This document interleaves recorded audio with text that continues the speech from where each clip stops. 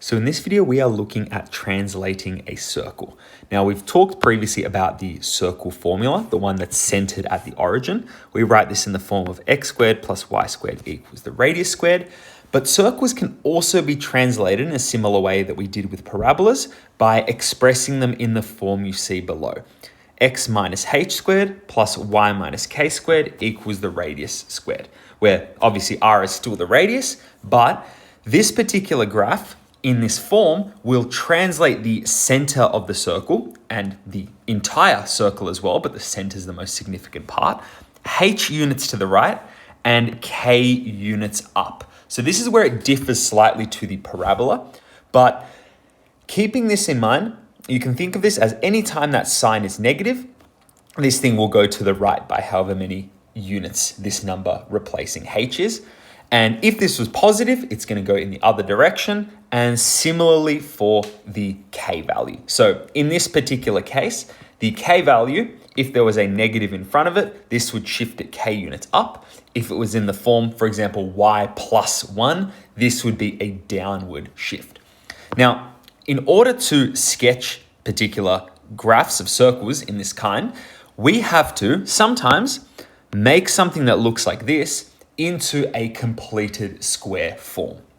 So as you can see here, I have basically two squares that I want to complete. I have an x squared minus 6x. I have a y squared plus 8y. So I want to deal with these different parts separately in order to complete the square. So what I'm going to do is, first of all, I'm just going to rearrange this so I can really isolate my x's and my y's. So I have x squared minus 6x plus y squared plus 8y equals to 0. So what I want to do is I want to complete the square for both. So my first one, I have x squared minus 6x, and I'm going to add half of this b term squared. So I'm going to get minus 6 over 2 squared. Now remember, I don't want to just pull this out of nowhere. When I add anything to here to make it an equivalent expression, I have to take it away as well. What I'm going to do now is I'm going to add also, I'm going to do the same thing with my y. I'm going to complete the square in the y by halving the coefficient of y, my b term, and then taking it away as well. And this part equals to 0. So what this is going to give me when I simplify this a bit, you will see two perfect squares start to appear. Now the first one, I'll get x squared minus 6x plus 9. That's my first. And I will get y squared plus 8y plus 16. And what I'm going to do as well, because I've added the 9 to one side of the equation and I've added 16 to the other side, these negatives over here, this is going to be minus 9, that's going to be minus 16. I'm going to add them to the other side, because all of my constants I want on the other end, because that will tell me more about my radius. Now, what I'm going to get here, this first square, perfect square I should say, will factorize down to x minus 3 squared. The next one will factorize down to y plus 4 squared. And then I'm going to get 25 on the other side when I simplify this. And I can see now where my translations are happening. Now I can see a horizontal translation here. I can see a vertical translation here. And remember, my r squared is 25. So that means my radius is 5.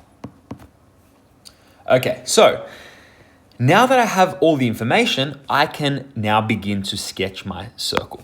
Now, typically, the circle, when it doesn't have any translations applied, will have a center at the origin, 0, 0. But now I'm shifting 3 units to the right and I'm going 4 units down. So here I go 3 units to the right and 1, 2, 3, 4 units down. This is the center of my circle. So its coordinates are 3, -4. Now, the radius of this is going to be 5. So in each direction, I'm going to go 5 units up, 5 units to the right, 5 units down. 5 units to the left, 5 units down, 5 units to the right, so that I can start to draw my circle. So I'm going to go 1, 2, 3, 4, 5 up.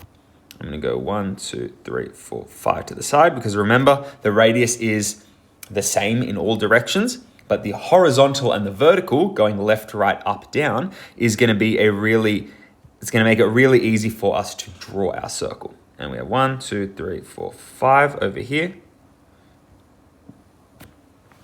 And I can see now I'm making a circular shape over here. All I have to do now is just connect my dots. So I'm going to connect these. And I will get a circle starting to form. This is going to be a little bit off because I drew this with my pen, but we should see this starting to pass through all the points. And I get a nice circle happening over here.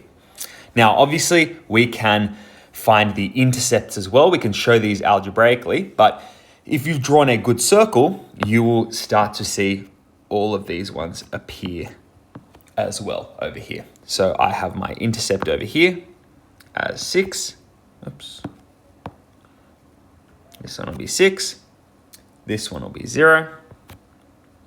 And this one will be at -8. So once you have your circle, you can just double check. You can make sure the radius, okay, cool, it's 5 in each direction.